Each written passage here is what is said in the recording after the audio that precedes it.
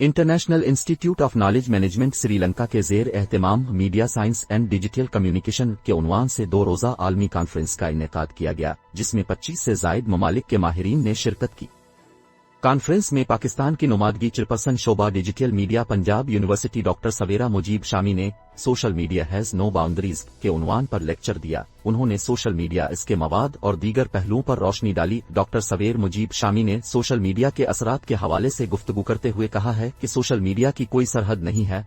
Conference से Thailand, Malaysia, Philippine, America, Bharat और बरतानिया समेत दीगर ममालिक के 80 से ज़ायद लोगों ने लेक्चर दिए। 2 रोज़ा कॉन्फ्रेंस 27 नवंबर से 28 नवंबर तक जारी रही, जिसका मकसद दुनिया भर में होने वाले रिसर्च से आगाही और रिसर्चर्स को प्लेटफॉर्म मुहैया करना था। कॉन्फ्रेंस के इख्तिताम पर बेहतरीन रिसर्च पर मलेशिया और भारत के 2-2 जबकि फिलिपाइन और अमेरिका के 1-1 रिसर्चर को विनर करार दिया गया।